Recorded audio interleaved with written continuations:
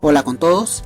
Este domingo 9 de junio a las 10:30 de la mañana se va a llevar a cabo el partido entre Asociación Deportiva Tarma y Deportivo Garcilaso, correspondiente a la tercera fecha de la fase regional Zona Sur del Torneo de Reservas 2024.